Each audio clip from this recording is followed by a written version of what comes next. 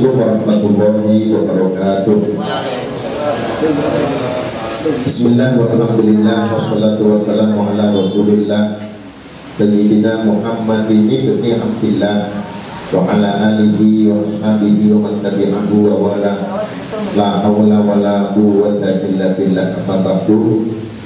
Hadratul muhtaramin, para alim, para ulama, khusus Wakil Khatib Suriah PBNU DKI Jakarta, Mukarram Bapak Haji Taufik Damas Mata'anallah Mulai Hayati,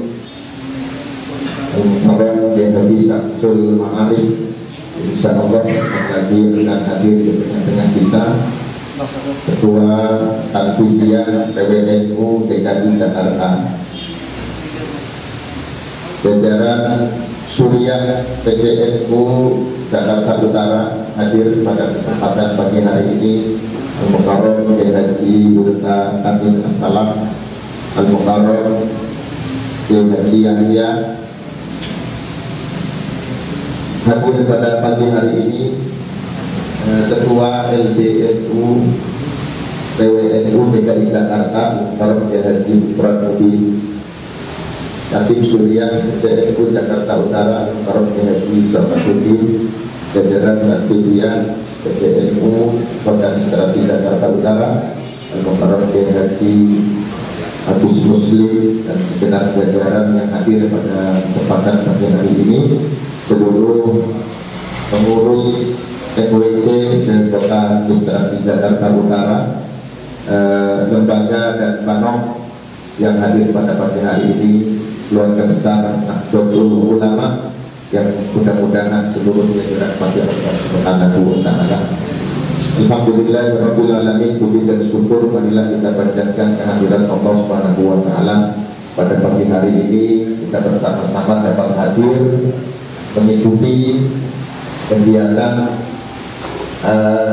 Halaqah kebangsaan dan keaswajaan yang diselenggarakan oleh pengurus cabang Nahdlatul Ulama Kota Administrasi Jakarta Utara. Salawat salam semoga senantiasa terlimpahkan kepada junjungan Nabi besar Muhammad Shallallahu Alaihi Wasallam, pada keluarga, para sahabat dan seluruh pengikut-pengikutnya. Para hadirin,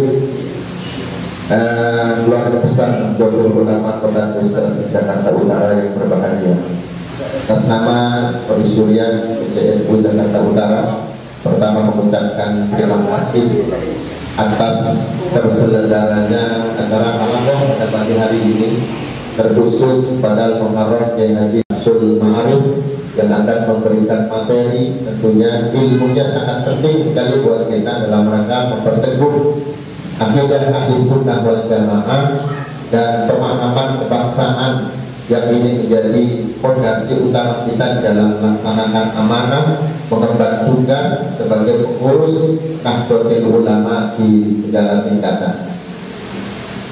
Tentunya atas nama jajaran Suriah dan keluarga besar Nahdlatul Ulama pada pagi hari ini berbahagia karena ini acara yang secara beruntun hampir setiap minggu PBNU Jakarta Utara mengadakan acara. Dan ini luar biasa.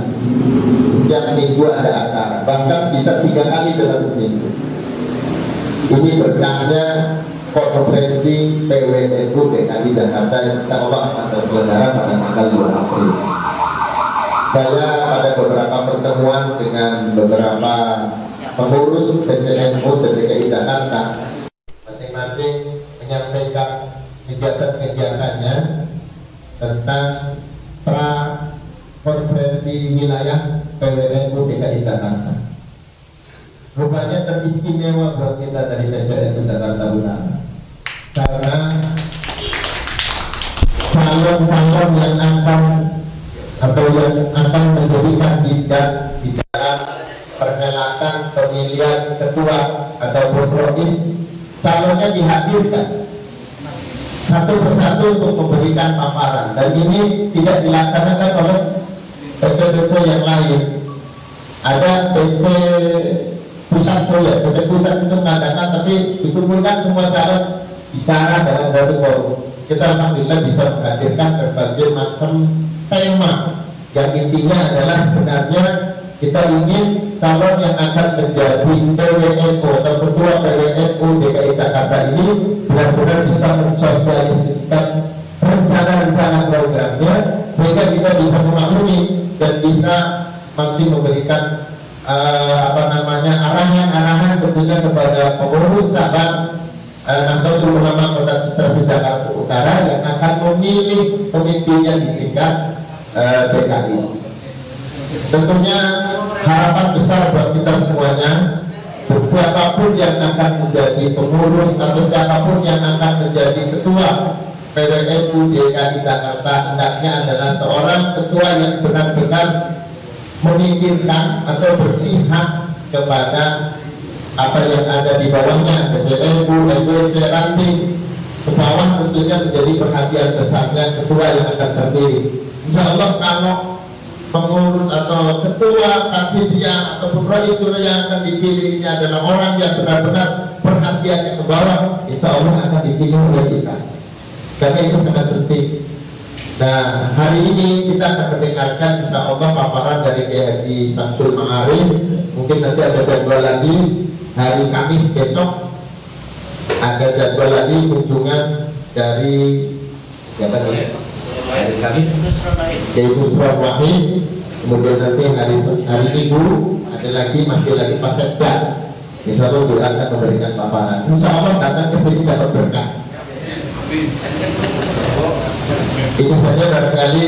Sekali lagi saya ucapkan terima kasih atas kehadirannya dan mudah-mudahan acara ini bermanfaat untuk kita semuanya. Wallahul muwaffiq ila aqwamit thoriq. Wassalamualaikum warahmatullahi wabarakatuh. Waalaikumsalam warahmatullahi wabarakatuh. Terima kasih kepada Historia PWNU Jakarta Utara yang telah menyampaikan sambutannya bahwasanya siapapun yang menjadi ketua dan pimpinan PWNU DKI Jakarta yaitu harus mempunyai rasa peduli untuk seluruh bawahannya, baik di tingkat PCNU maupun di MWJ, bahkan sampai ke anak ranting itu sendiri.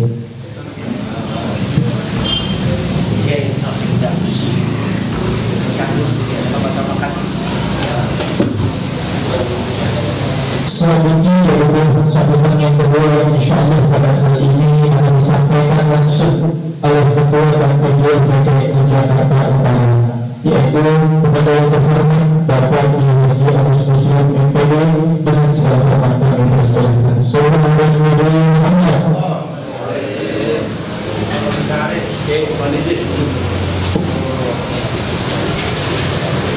Assalamualaikum warahmatullahi wabarakatuh. Alhamdulillahirabbil alamin wa bihi nasta'in ala umuri dunya. Asyhadu an la ilaha illallah wahdahu la syarika lahu wa asyhadu anna Muhammadan abduhu wa rasuluh. Allahumma shalli wa sallim wa barik ala sayyidina wa habibina wa syafi'ina wa maulana Muhammadin wa ala alihi wa ashabihi wa man tabi'ahu ila yaumiddin. Amma ba'du. Yang sama-sama kita hormati Wakil Kadin Syuriah PWNU Provinsi DKI Jakarta Mukarram Kiai Haji Taufik Tamas Melsi. Yang sama-sama kita hormati Ketua PWNU Provinsi DKI Jakarta Mukarram Kiai Haji Samsul Ma'arif.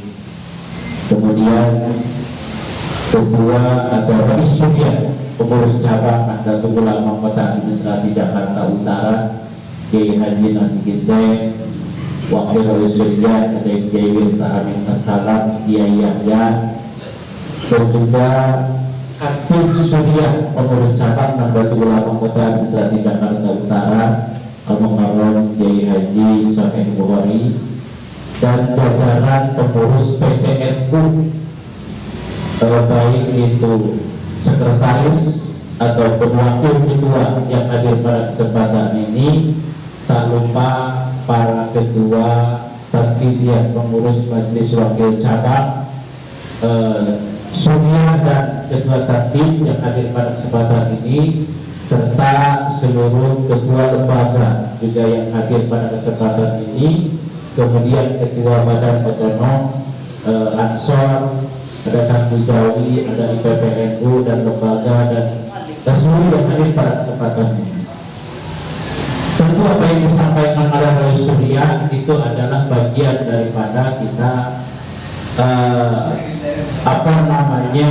mensiarkan konferensi wilayah dalam rangka memberikan manfaat terhadap khususnya struktural MWC, PC, lembaga dan juga Banom. Sehingga dari event ini bukan hanya syiarnya, tapi ilmu yang kita dapatkan dari setiap kontestan yang ikut dan hadir setiap majelis yang kita laksanakan acara seperti hari ini, di mana kita akan bisa memahami karakteristik calon pemimpin PWNU, ya, terutama tentu apa yang disampaikan oleh Surya. Kita pengen PWNU itu kapan kita butuh dia ada, bahkan kapan MWC perlu dia ada, kan enak kita, ya kan. Kelinci mau panggil ketua PW, ketua PW-nya selalu sampaikan enak. Ya, memang kan ukurannya agak gampang. Ketua PC aja kadang-kadang waktunya dibentangkan, ada aja urusan, ya kan. Apalagi PW, tapi minimal ketika kita mudah, siapapun nanti yang jadi, kalau mudah kita berkomunikasi, insya Allah yang lainnya bisa kita atur. Kenapa? Kalau sudah ada waktunya dan mau hadir, kalau urusan-urusan program yang lain kita bisa kerjasamakan bersama-sama. Karena kebangkitan dan kemajuan Nahdlatul Ulama DKI adalah kewajiban kita bersama. Ya, kalau bahasanya Kiai Taufik, fi ayyi atin taqa wa anta mas'ulun an NU-iha. Jadi di mana saja kita berdiri di Jakarta Utara, di DKI khususnya, kita akan diminta pertanggungjawabannya membahas tentang NU-an. Ini penting. Ya, oleh karenanya, insya Allah seperti tadi yang sudah disampaikan, hari Kamis jam 8 sampai Zuhur barangkali ada Kiai Haji Nusron Wahid. Hari Ahad jam 1 ada Kiai Haji Amarullah, ya, atau Amarullah, ya, Sekda DKI Jakarta. Dan itu sudah fix, dan saya harapkan kepada Ketua dan Roy Surya PC tetap kita bersilaturahmi nanti ke depan siapapun yang jadi. Pada hari ini kita doakan semoga para calon ini konsisten menjadi kader NU. Kenapa konsisten menjadi kader NU? Saya kemarin sampaikan dengan ketua-ketua PC. Kader NU itu adalah orang yang mengabdi di NU, patuh dan taat terhadap NU, baik dia sebagai pengurus ataupun dia tidak sebagai pengurus.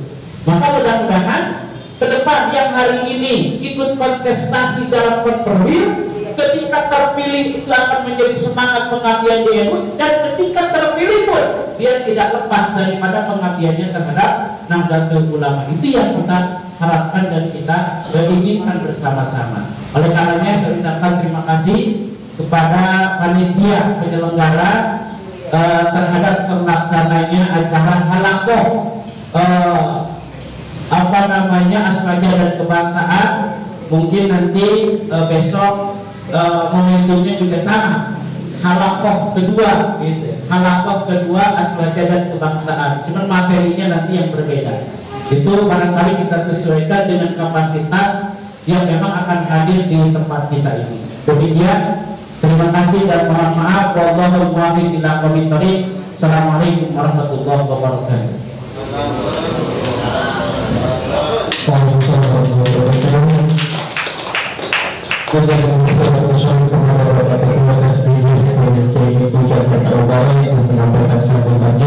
Dan sebesarnya adalah dimanapun kita berada, berpijak dimanapun kita, pasti kita akan dimintakan pertanggungjawaban tentang NU. Seperti jamaah yang dimuliakan Allah Subhanahu wa Ta'ala, baik yang hadir maupun yang melewati media online atau Zoom, mari kita bersama-sama memasuki acara inti, yaitu materi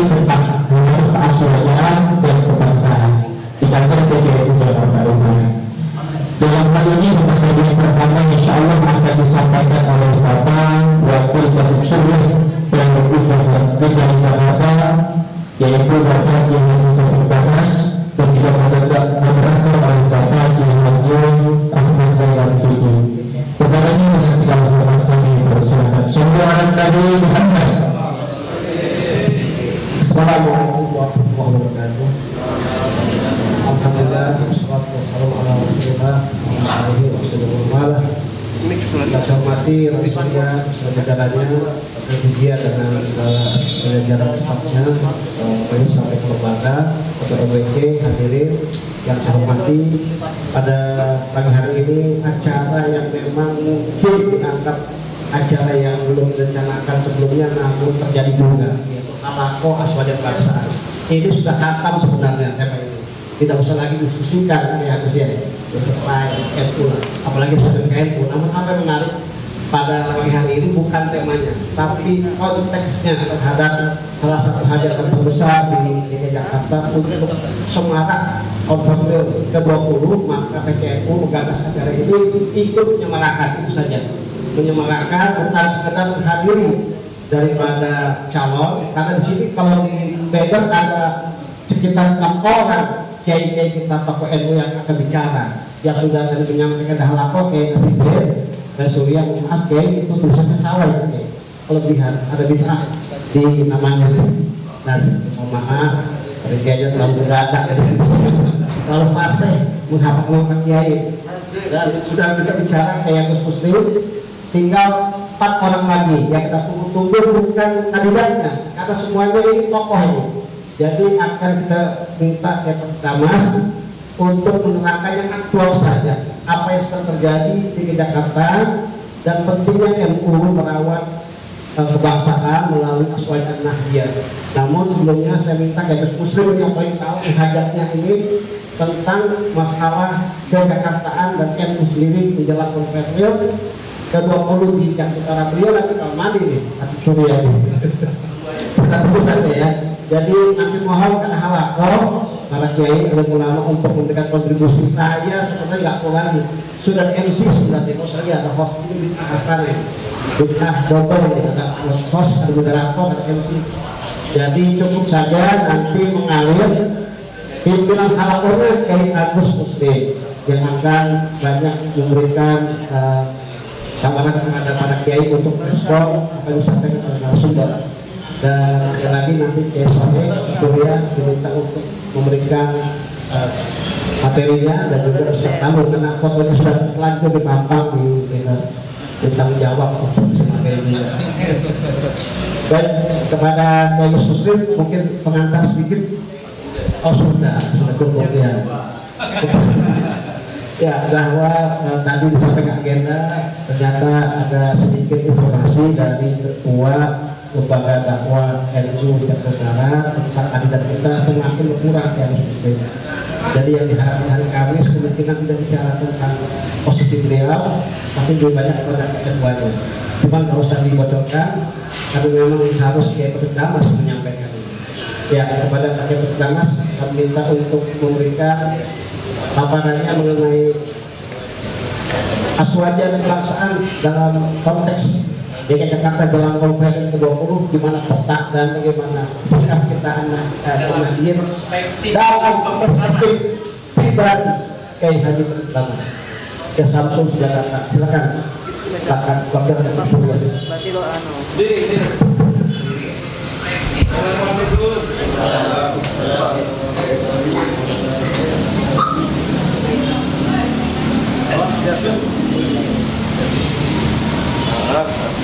Jam berapa? Siap.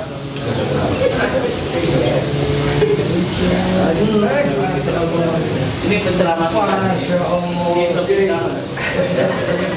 Artis-artis ya. Artis-artis. Amin assalam. Oh ya Mas. Itu enggak baru mau mulai. Oh gitu. Assalamualaikum warahmatullahi wabarakatuh.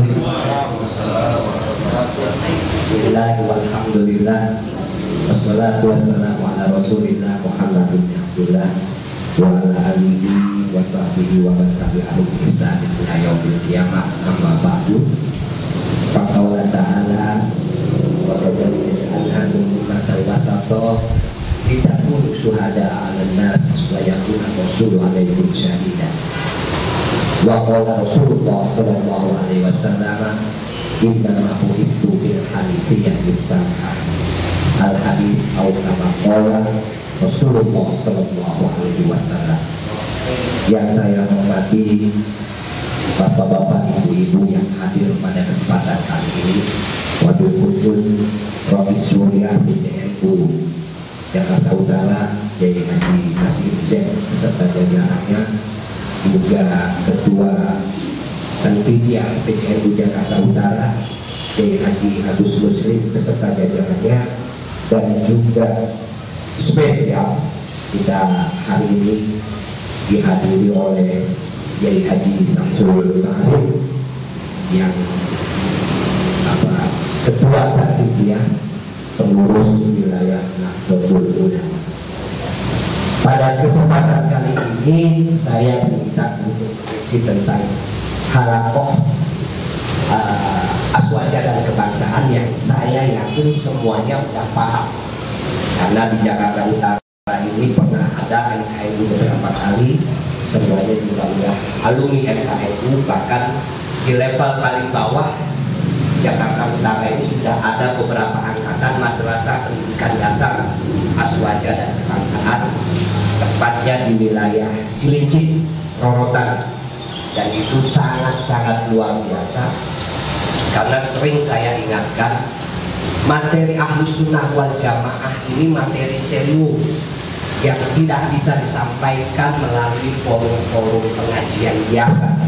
Dia harus disampaikan dalam kelas yang pesertanya itu memang orang-orang yang sudah siap untuk belajar, bukan cuma sekedar datang pengajian, terutama kayak ibu-ibu, mohon maaf, daripada sumpah di rumah ikut pengajian, ngeladenin suami, ngeladenin anak capek ikut pengajian dengan cara berpikir yang tentu belum siap untuk menerima materi-materi Ahlus Sunnah wal Jamaah. Maka tidak bisa tidak bagi saja materi Ahlus Sunnah wal Jamaah, apalagi kemudian disambung dengan soal kebangsaan, itu harus dibikin dalam bentuk kelas, sehingga materinya serius, narasumbernya serius, peserta yang hadir yang mau menimba ilmu tentang Ahlus Sunnah wal Jamaah itu juga dengan sikap mental yang serius. Nah, itulah kaderisasi. Kalau pengajian mungkin disebut dengan Lailatul Ijtima, itu untuk syiar aja. Syiar orang NU bikin pengajian, ada benderanya, kiai-kiai NU, kemudian juga warga NU hadir, itu sifatnya syiar. Terus kalau menyampaikan soal Ahlus Sunnah wal Jamaah dalam pengajian agak sulit. Kalau yang pernah ikut NKRI tahu kan bagaimana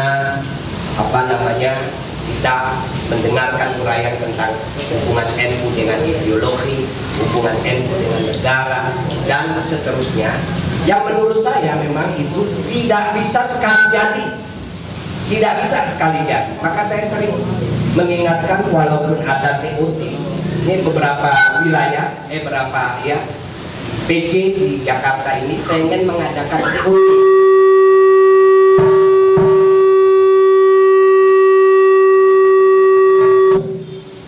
Minta diadakan TOT supaya nanti ada narasumber-narasumber baru yang bisa mengadakan MKNU lebih masif. Saya mengingatkan, sejak awal memilih peserta TOT itu harus diklasifikasi orang-orangnya yang tahu persis, yang punya modal dasar untuk bisa mengambil inti atau materi umpamanya NU dan ideologi, sejarah NU dan kebangsaan, itu harus disiapkan orang-orangnya. Jangan ikut TOT pesertanya ternyata orang-orang yang kepalanya kosong, paradigma Ahlus Sunnah wal Jamaahnya belum terbentuk. Itu repot, karena kalau dalam konteks pemikiran, paradigma itu tidak semudah yang dibayangkan orang. Maka saya pernah bilang ketika ada orang bertanya, buku apa yang sebaiknya saya baca? Saya bilang, gak ada buku apa yang sebaiknya saya baca. Semua buku itu baik, karena soal paham Ahlus Sunnah wal Jamaah itu tidak cukup membaca 1-2 buku. Perjalanannya panjang.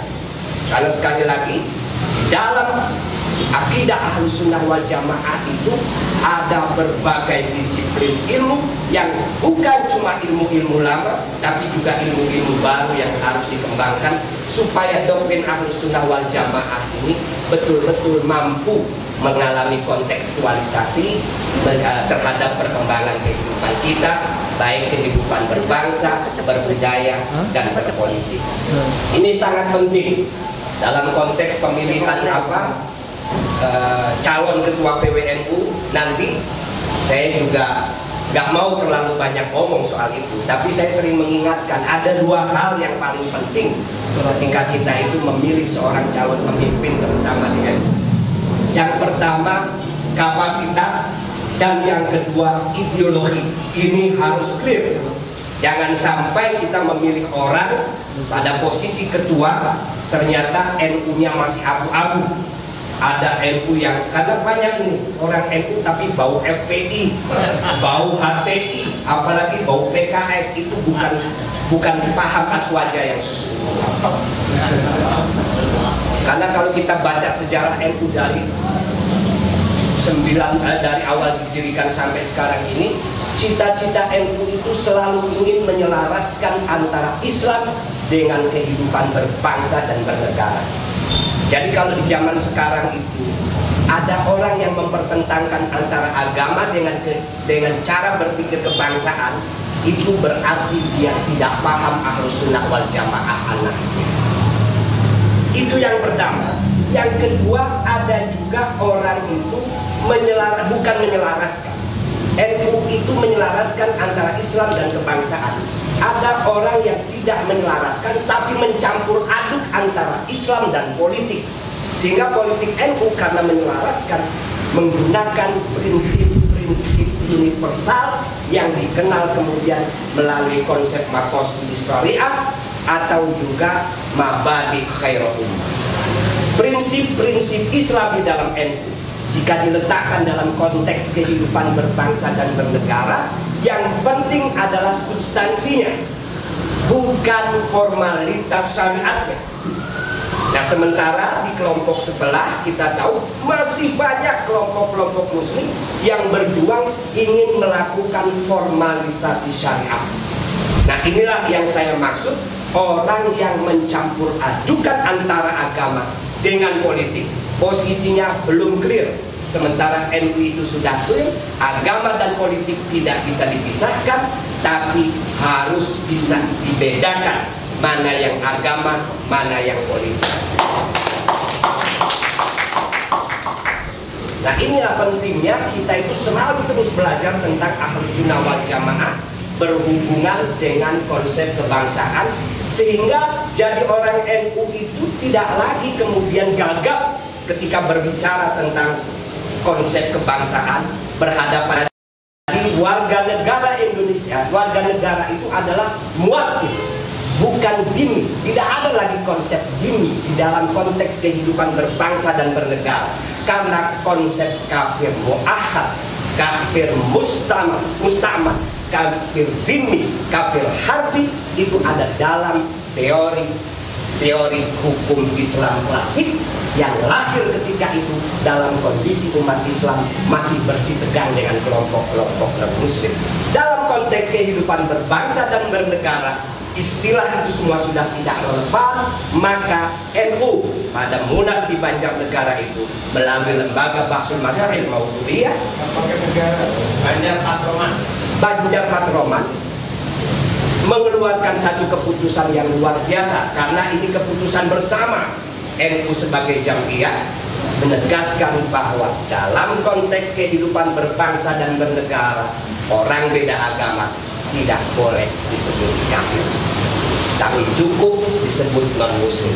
Nah, ini yang kemudian orang memelesetkan, memelintir bahwa orang NU ingin merubah istilah kafir di dalam Al-Quran, sehingga surah Al-Kafirun diganti menjadi surah non-muslim katanya. Padahal bukan seperti itu maksudnya. Kalau dalam konteks teologi, istilah kafir itu nggak bisa dihilangkan, karena itu istilah internal kita sebagai umat Islam menyebut orang di luar Islam. Tapi dalam konteks kehidupan sosial berbangsa, teologi internal ini tidak perlu ditenteng-tenteng dalam kehidupan sosial berbangsa. Apalagi kita sudah sepakat bahwa negara ini bukan negara agama, bukan negara sekuler, tapi negara berdasarkan Pancasila, Undang-Undang Dasar 45, yang kalau kita pahami dengan seksama, itu persis dengan cita-cita besar Nabi Muhammad SAW ketika mendirikan negara Madinah. Jadi negara Madinah itu bukan negara Islam, bukan khilafah, tapi negara yang dicita-citakan oleh Nabi, masyarakatnya itu berbudaya, beradab, dan memiliki orientasi peradaban yang tinggi. Yang cirinya ada dua. Pertama, cinta pada ilmu pengetahuan, dan yang kedua, sanggup hidup berdampingan dengan orang-orang yang berbeda agama dan berbeda suku. Itu sebabnya ketika memimpin kota Madinah, Nabi Muhammad tidak menggunakan Al-Quran untuk mengatur masyarakat Madinah, karena sadar betul bahwa masyarakat Madinah ketika itu plural. Ada orang Muslim, ada orang non-Muslim, Yahudi, Nasrani, bahkan Majusi. Maka kemudian dibuatlah apa yang kita kenal dengan istilah piagam Madinah. Kalau kita baca, saya secara pribadi sungguh sangat takjub membaca piagam Madinah itu, karena kita tahu pada abad itu dunia itu masih gelap. Eropa masih gelap, Timur masih gelap, tapi di Jazirah Arab, tepatnya di Madinah yang awalnya namanya Yasrib diubah menjadi Madinah, itu kok ada seorang pemimpin dengan masyarakatnya mampu merumuskan konstitusi tertulis pertama di muka bumi ini. Yang konstitusi itu isinya luar biasa, sangat demokratis, sangat pluralis, tidak ada diskriminasi, semua orang dihargai walaupun beda suku dan beda agama. Kalau kita baca itu piagam Madinah, bahkan kata umat itu berarti bangsa, artinya inklusif sekali. Ketika ada kata umat di dalam piagam Madinah, itu yang dimaksud adalah warga kota Madinah, baik Islamnya, baik Kristennya, baik Yahudinya.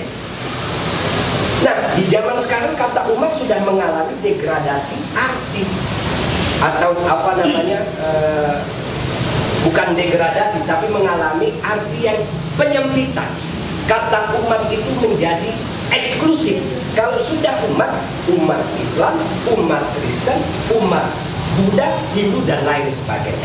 Padahal kalau kita kembali ke piagam Madinah, kata umat itu maknanya sangat inklusif.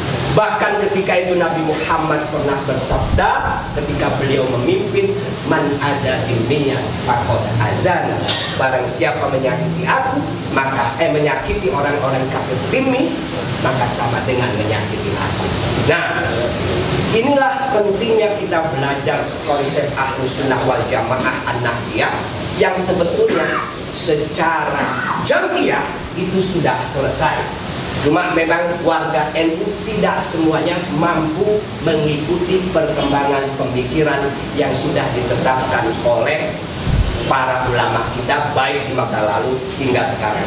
Dalam sejarah kita tahu pada masa awal kemerdekaan, Kiai Haji Wahid Hasim, ayah dari Kiai Haji Abdurrahman Wahid atau Gus Dur, putra dari pendiri NU Kiai Hasyim Asy'ari, terlibat aktif dalam membentuk Negara Kesatuan Republik Indonesia, dalam menentukan Pancasila sebagai satu-satunya falsafah bernegara. Termasuk ketika itu beliau juga ikut andil dalam menentukan pembukaan Undang-Undang Dasar 45.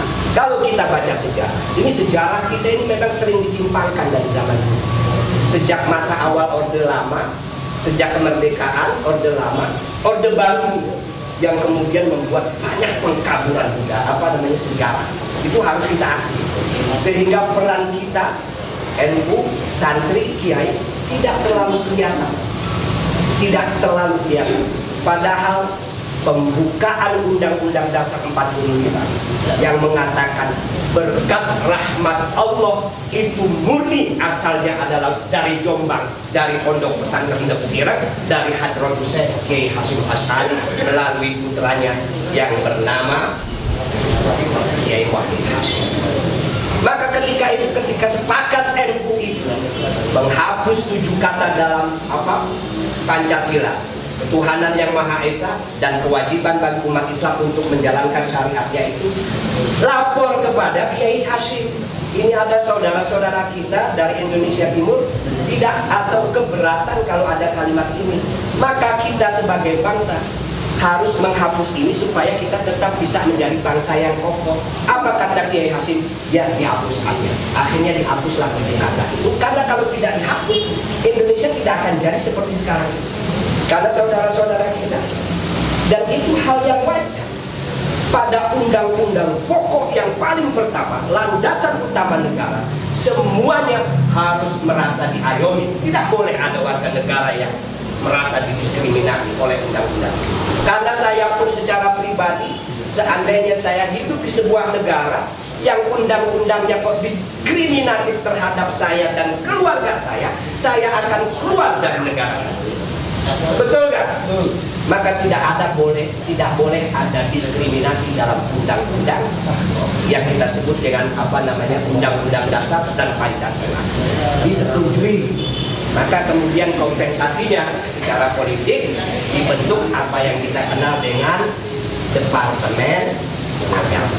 Maka dari dulu zaman Soekarno, Departemen Agama itu memang jatahnya orang NU. Baru ketika zaman Orde Baru, Departemen Agama itu tidak lagi jatahnya orang NU. Ya, mana ada orang NU waktu zaman Soeharto jadi Menteri Agama? Kan nggak ada. Nah, zaman reformasi itulah kemudian Menteri Agama kembali jatahnya kepada NU, wabil khusus di zaman Presiden Bapak Jokowi, walaupun kemarin sempat tidak dipilih, karena yang dipilih adalah Bapak Fakhrul Razi. Gak apa-apa, itu dinamika politik. Jadi sekali lagi soal Ahlus Sunnah wal Jamaah dan kebangsaan, harusnya bagi orang NU clear. Kalau ada yang belum clear, maka silakan belajar lagi, ikut MKNU lagi, dan jangan pernah gampang tertipu dan tergoda oleh mereka yang melakukan politisasi agama, yang semangat perjuangan mereka itu masih diwarnai oleh formalisasi syariat. Karena bagi kita sudah punya prinsip-prinsip final seperti maqasidus syariah, mabadi' khairul ummah. Jadi seluruh keputusan hukum dan anaknya dalam konteks kehidupan berbangsa dan bernegara, timbangannya adalah mabadi' khairul ummah dan maqasidus syariah, bukan lagi teks-teks klasik yang harfiah, apalagi yang kemudian bermodalkan Al-Quran dan Sunnah tanpa ada ijma dan tanpa ada kias. Ini kan banyak di zaman sekarang, betul nggak? Kita cukup kembali kepada Al-Quran dan Sunnah. Ada nggak yang bilang begitu? Padahal orang yang ngomong begitu kadang-kadang bahasa Arab aja kagak ngerti. Saya sering mengingatkan orang yang ngomong seperti itu berarti dia sudah melakukan kejahatan terhadap sejarah Islam. Karena sejarah Islam itu kita tahu, apalagi sejarah pemikiran, sumber utama kita adalah Al-Quran dan Sunnah. Tapi Al-Quran dan Sunnah itu sudah kemudian diupayakan oleh para ulama bagaimana cara memahaminya dengan mudah. Lahirlah kemudian ijtihad para ulama, melahirkan berbagai disiplin ilmu, baik ilmu Al-Quran atau ulumul Quran, ilmu tafsir yang kemudian ada fikihnya, ada usul fikihnya, ada ilmu tafsirnya. Begitu juga ada mustalahul hadis, ditambah lagi nanti ada sejarah dan lain sebagainya, yang semuanya itu melahirkan khasanah pemikiran Islam yang menyebabkan lahirnya kampus-kampus Islam di seluruh dunia. Seandainya kita membenarkan orang mengatakan cukup kembali kepada Al-Quran dan Sunnah, maka pondok pesantren, kampus-kampus Islam tutup saja. Karena sudah tidak ada gunanya. Orang sudah bisa beli Al-Quran, beli kitab-kitab hadis, taruh di rumah masing-masing, istihad masing-masing di rumah. Apa yang akan terjadi? Apa yang akan terjadi? Nah, itulah orang yang punya kampanye seperti itu. Saya sering mengatakan bahwa mereka sedang melakukan kejahatan terhadap sejarah Islam. Kita yang dari kecil belajar tahajud, belajar tajwid, belajar i'rab, belajar nahwu, sorof, tafsir, fikih, usul fikih, seolah-olah tidak ada artinya dibanding mereka yang baru kenal Islam kemudian teriak-teriak, aduh kembali kepada Al-Quran dan Sunnah. Dan itu orang-orang yang sombong. Saya sering mengingatkan, Al-Quran itu kitab yang luar biasa. Kalimat per kalimatnya itu mengandung arti yang banyak. Susunannya juga mengandung keindahan atau balaghah. Tapi kalau yang baca orang maka Al-Quran tidak akan berbunyi apa-apa. Al-Quran itu hebat kalau yang membaca itu orang hebat. Itu sebabnya alhamdulillah di Indonesia ini ada organisasi besar yang namanya Nahdlatul Ulama yang sampai sekarang masih istiqomah memelihara berbagai disiplin ilmu untuk dipelajari oleh para santri. Kalau tak ada pesantren-pesantren NU, saya menduga dengan kemungkinan sangat besar pola pikir keagamaan warga Indonesia atau bangsa Indonesia terutama Muslim itu cenderung menjadi orang-orang radikal, karena hanya orang yang mempelajari Islam secara lengkap melalui berbagai disiplin ilmu itulah yang mampu menjadi orang-orang yang menegaskan bahwa Islam adalah rahmatan lil alamin, menjadi Muslim yang moderat, yang toleran. Jadi kalau ada orang Muslim tapi ekstrim, tidak toleran, tidak moderat, lihat latar belakangnya, pasti pendidikan agamanya tidak lengkap, pasti. Maka secara tegas saya sering mengingatkan Bapak Ibu yang mungkin sudah tidak sempat lagi belajar tentang berbagai disiplin ilmu itu, kembalilah kepada para ulama yang betul-betul memiliki kapasitas dan kompetensi sehingga kita dapat menerima arahan, tausiah, nasihat dan mereka yang arahan itu selalu sejalan dengan perkembangan zaman dan tidak menjadi duri di dalam kehidupan berbangsa dan bernegara di Indonesia. Dan ulama-ulama seperti itu alhamdulillah adanya di dalam Nahdlatul Ulama. Karena memang kalau kita runut sejarahnya itu sanadnya jelas dari Nabi, sahabat, tabi'in, ulama madhab dan lain-lain terus sampai kepada kita sekarang. Jadi saya sering mengingatkan, NU ini hanya kendaraan, NU ini hanya sarana. Di dalamnya ada Nabi besar Muhammad Sallallahu Alaihi Wasallam. Jadi yang kita pelajari dan kita perjuangkan adalah ajaran Nabi besar Muhammad Sallallahu Alaihi Wasallam yang ditegaskan oleh Al-Quran, wa ma arsalnaka illa rahmatan lil alamin, yang Nabi sendiri sering pernah bersabda, innama bu'ithu bil hanifiyyati samha, sungguh aku diutus ini dengan agama yang cenderung kepada kebaikan dan selalu mengajarkan sikap toleransi. Karena sebetulnya Nabi Muhammad itu diutus bukan untuk menegakkan hukum, tapi menegakkan moralitas. Innama bu'istu liutammimma makarimal akhlak, bukan untuk menegakkan hukum. Al-Quran itu bukan kitab undang-undang, Al-Quran itu kitab moral. Ayat-ayat tentang hukum yang ada di Al-Quran tidak lebih dari 20% dari keseluruhan ayat-ayat Al-Quran. Karena yang ingin ditegakkan oleh agama Islam adalah moralitas, akhlak yang di zaman sekarang ini faktanya ini sangat dibutuhkan oleh umat kita sekarang. Kata Syauqi seorang penyair, wa innamal umamu akhlaqu ma baqiyat wa inhum dhahabat akhlaquhum dhahab. Sebuah bangsa itu kalau moralitasnya kuat dia akan kuat, tapi kalau moralitasnya rontok bangsa itu suatu saat akan selesai ditinggal zaman.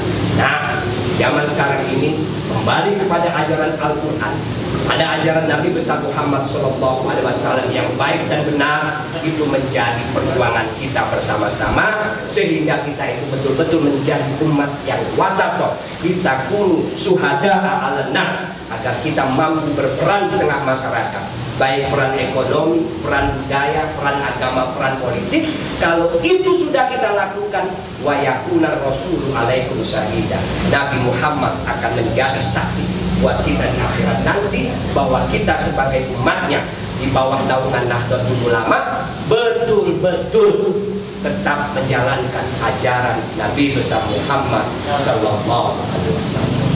Ini saja yang bisa saya sampaikan. Kurang lebihnya saya mohon maaf yang sebesar-besarnya jika ada kata-kata yang kurang berkenan. Wallahu muwaffiq ila aqwamit thoriq. Wassalamualaikum warahmatullahi wabarakatuh.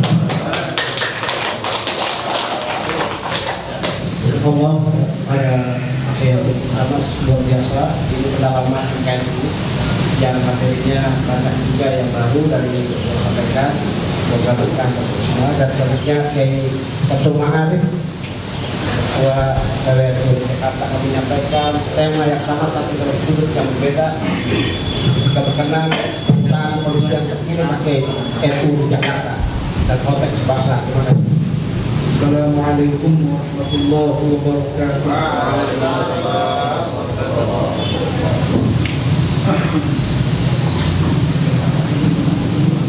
Alhamdulillah Rabbil Alamin. Wassalatu wassalamu al-tamman al-akmalan ala sayyidina wa habibina wa syafi'ina wa maulana Muhammadin sallallahu alaihi wasallam wa ala alihi wa sahbihi ajma'in. Amma ba'du. Quratul muhtaramin, para kiai, para ulama, khusus jajaran Syuriah dan Kadep Syuriah CCNU Jakarta Utara, terutama yang kami taati Syuriah CCNU Haji Nasiruddin Z, yang kami hormati Ketua CCNU dan para pengurus yang lain yang tidak saya sebut satu persatu, namun insya Allah tidak mengurangi rasa takjub saya kepada beliau. Hadirin hadirat yang dimuliakan Allah, kalau mendengar paparan Kiai Taufik Damas ini memang tidak cukup hanya 1 jam. Beliau ini Abah Hur itu nyegoro. Nyegoro itu apa nyegoro itu? Nyegoro lah. Beliau orang yang mendalami betul, terutama tentang wacana keagamaan, lebih khusus lagi tentang pemahaman Ahlus Sunnah wal Jamaah secara menyeluruh. Oleh karena itu memang kajian Aswaja An-Nahdliyah itu harus dibuat 1 semester. Tinggal nanti seperti apa ya, dibuat semacam silabus khusus sehingga satu dengan yang lain nanti saling terkait. Nah, para hadirin yang dimuliakan Allah, dalam teori pandangan kaum akademik bahwa teori yang dianggap ideal itu disebut dengan teori konvergensi, dan itu diakui dalam disiplin ilmu apapun. Teori konvergensi itu teori yang menggabungkan ya beberapa teori lalu menarik sebuah jalan tengah di antara beberapa teori yang ada. Itu saya kira di orang-orang yang kuliah di pendidikan, di fakultas yang lain akan mengenal teori konvergensi. Kalau kita tarik dalam konteks pemahaman Aswaja, Aswaja juga sebuah teori konvergensi yang dalam bahasa Kiai Taufik tadi menggunakan teori ya kita kenal dengan teori tawassul. Walaupun Kalimat tawassut itu kalau kita cari padanan bahasa Indonesianya agak susah. Kalau yang lebih mudah barangkali yang lebih mendekati kebenaran ya moderat. Itu sebabnya istilah moderat itu sering digunakan oleh pemimpin-pemimpin kita, terutama dalam memahami konteks moderasi beragama. Memang ada beberapa makna kalau kita lihat dalam pemahaman tafsir-tafsir klasik. At-Tabari misalnya mengatakan bahwa tawassut wasaton yang tadi disebutkan oleh Kiai Taufik dengan mengutip ayat Al-Quran, wa kadzalika ja'alnakum ummatan wasato. Wasato oleh At-Tabari diartikan dengan udulan. Itu sebabnya kata wasit sudah menjadi bahasa Indonesia. Kalau kita lihat pertandingan sepak bola itu harus ada wasitnya. Nah, wasitnya itu menjadi penengah. Penengah itu adalah sifat di antara yang harus ada dalam diri seorang hakim, seorang wasit harus adil. Walaupun dalam konteks pengetahuan, lalu adil itu mempunyai beberapa makna. Kalau dalam konteks bahasa, salah satunya misalnya adil itu bisa bermakna at-taswiyah. Maka secara bahasa sering kita gunakan misalnya untuk menyeru seorang imam. Kalau tidak dalam kondisi pandemik, ada kalimat sawu atau istau. Sawu itu dari kata sawa. Sawu suku paku. Wa'tadilu dari kata sawah tadi digandengkan dengan kata al-adl. Itu sebabnya kalau ada pembagian sembako, semua dapat satu, ada yang dapat dua atau tiga, diteriakin, loh baginya yang adil loh. Tapi tentu itu tidak satu-satunya makna. Banyak makna yang lain, karena kalau sama juga belum tentu adil. Kalau kita membagi sesuatu kepada anak kita, sekolahnya ada yang SMA, SMP, SD, dibagi sama juga tidak adil itu, karena tidak sesuai dengan proporsinya.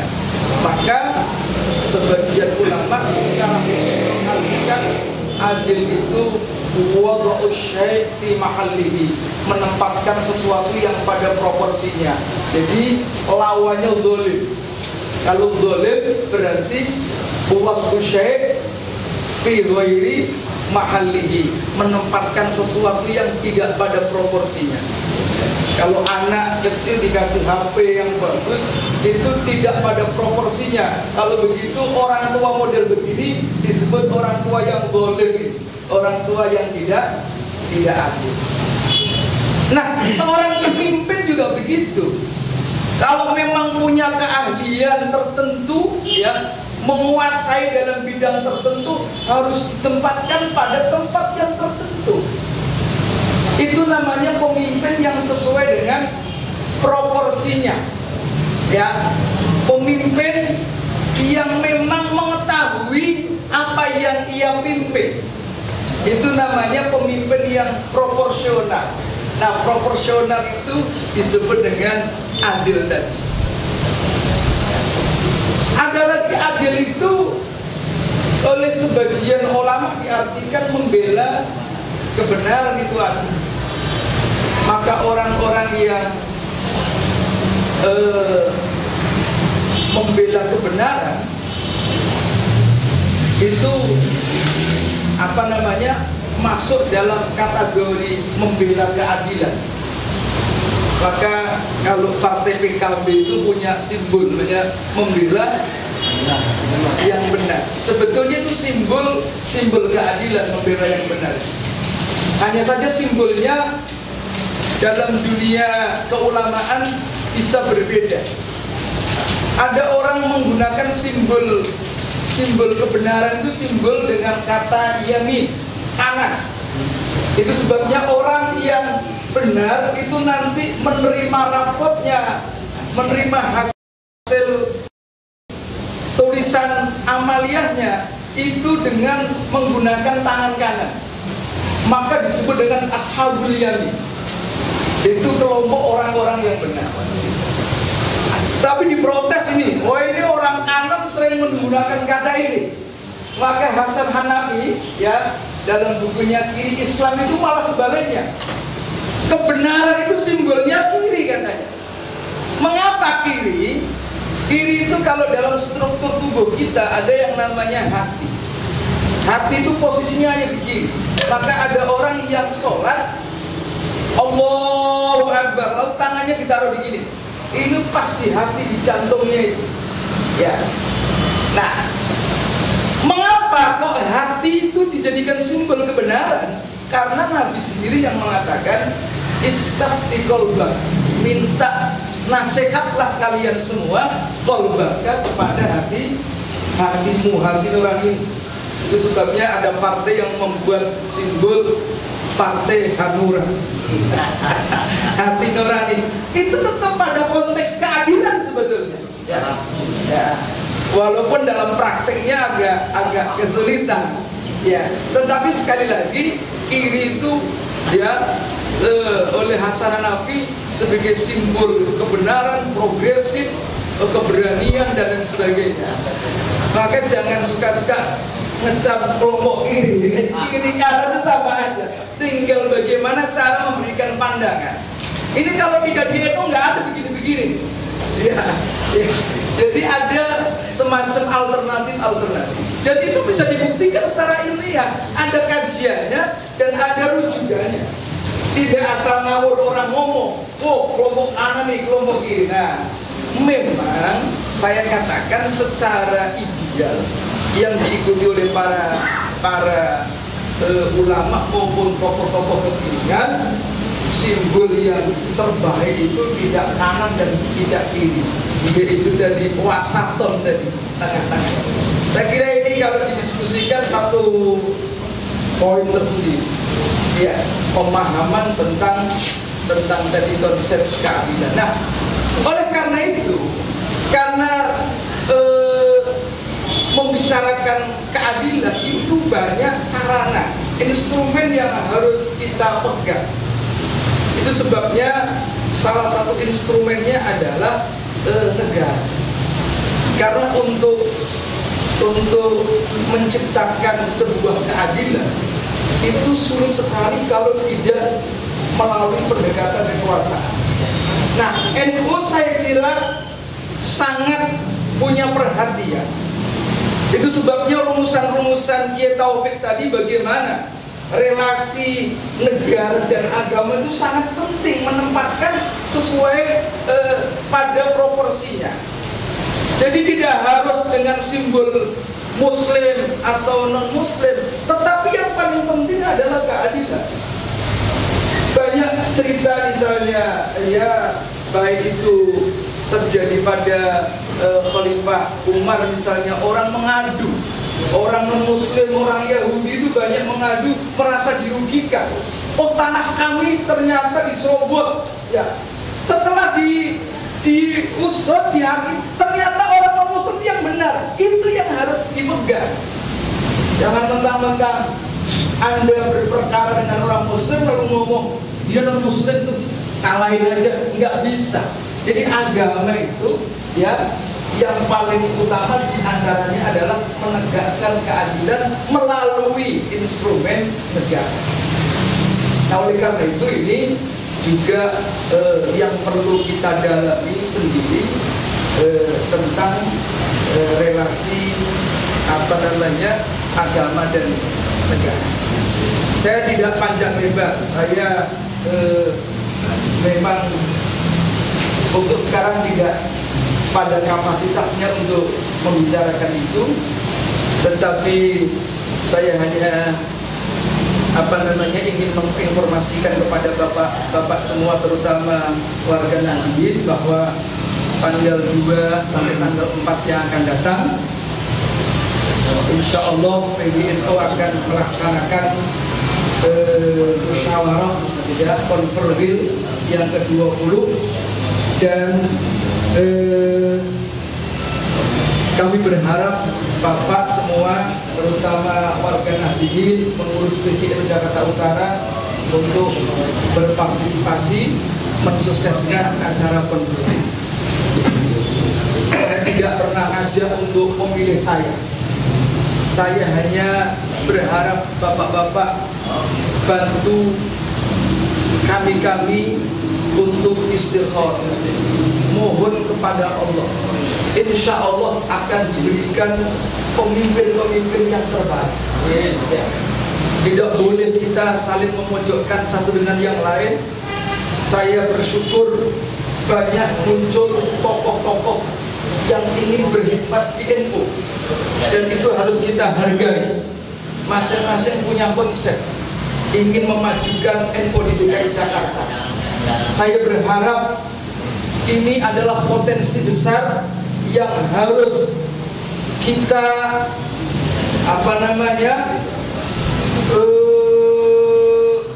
manage secara baik, sehingga potensi yang besar itu menjadi kekuatan yang besar. Saya yakin kalau di antara tokoh-tokoh yang muncul sekarang ini bersatu ya, apapun posisinya, saya walaupun sudah ketua tidak harus gitu. Ya, kalau memang ada tokoh yang lebih baik, saya sami'na wa ata'na. Yang penting ya, tapi ini tidak cukup dengan tepuk tangan aja ya. Yang penting ada kebersamaan, bareng-bareng. Ngurus NU itu lumayan repot, butuh waktu, butuh pemikiran, butuh tenaga, butuh pilihan juga ya. Nah oleh karena itu yang begini-begini itu harus minta nasihat sama kiai-kiai. Saya tidak penting ya, yang penting ada kekuatan besar, yaitu yang kita sebut dengan kebersamaan. Jadi nggak ada ngajak ini itu enggak. Semuanya adalah putra terbaik, kader terbaik. Saya senang dengan ada muncul misalnya, mohon maaf, Mas Busron Wakil, Jazilul Fawaid, itu orang-orang hebat yang mau berkhidmat di NU. Ada Pak Sekda dari sisi mungkin punya pengalaman di birokrasi, juga orang-orang hebat ya. Ada Pak Haji Tantang yang memang punya pengalaman di Banser lama ya, juga orang hebat. Ada Habib Salim yang memang doanya mustajab insya Allah ya, juga orang hebat. Ayo ya, kita sama-sama menggunakan pendekatan ya spiritual, doa, minta kepada Allah. Insya Allah PBNU akan mendapatkan pemimpin-pemimpin yang memang betul-betul yang diharapkan oleh mayoritas. Kalau semuanya mungkin agak jauh, karena memang seseorang itu tentu tidak bisa diterima semua orang, pasti aja ada kelemahan dan kekurangan. Tapi paling tidak ya ada pertimbangan-pertimbangan tertentu, itulah yang terbaik. Saya yakin Allah akan memberikan. Bahkan itu saja yang dapat saya sampaikan ya. Nanti Pak Kiai Taufik yang ini, beliau ini kiai sekarang merangkap artis juga. setengah artis. Kalau kiainya benar, ya ilmunya benar, nggak salah. Ya, beliau orang yang menekuni, sanad keilmuannya jelas. Dari tambak beras, lalu di Al Azhar, lalu banyak diskusi dengan tokoh-tokoh, ya kan? Jadi jarang sekali PBNU punya orang tokoh 11 kiai top. Ya, saya bahkan ya lebay, cuma ya. Lebay. Benar, ini nggak ada lebay-lebaynya. Lebay, cuma ya. Ya Pak, kalau mau nyalon juga saya ikut. Ya, tapi ya memang harus ada pembagian tugas. Saya dengan Ki Taufik ada pembagian tugas. Walaupun dalam soal pemikiran, insya Allah ya nggak ada melesetnya. Ya, saya kira pondoknya bareng di seberang. Saya di Tebuireng, beliau di Tambak Beras. Jadi saya lebih tua, tapi kiainya yang lebih tua. Sumurnya sama. Sumurnya sama. Awalnya Tambak Beras dulu. Yang kelebihannya beliau ke Mesir, saya tidak ke Mesir. Saya hanya alumni UIN, ya, sampai selesai itu saja. Tapi doktor kan? Ya, tapi ya yang mondok di kantor. Yang paling tidak pernah kuliah, yang selesai paling tidak punya pengalaman. Kalau ditanya tentang dia sedikit keilmuan, mungkin dari sisi apa namanya konsep-konsep dasar pemikiran yang pernah belajar. Saya kira itu saja, nggak usah panjang-panjang. Yang penting kita silaturahim. Saya mohon doa restunya, ya, mudah-mudahan diberikan kesehatan. Insya Allah tetap berkhidmat, ya, sekalipun tidak jadi ketua. Ketua itu nggak penting bagi saya, karena hidup saya sudah 25 tahun mengabdi di NU. Yang penting jadi ya. Enggak, bener enggak? Saya berkhidmat dari mulai MWC, lalu cabang di apa namanya pengurus wilayah itu sudah beberapa kali, cuman sempat hilang sekali saja, ya. Tapi hati saya kayaknya kalau jadi itu tuh nggak sehat. Jadi badan saya walaupun nih belum tidur nih, tapi kalau sudah ngomong NU itu tiba-tiba semangat aja. Ya, itulah ya dari kami yang dapat saya sampaikan. Sekali lagi mohon maaf. Allahumma fi ila kami. Assalamualaikum warahmatullahi wabarakatuh.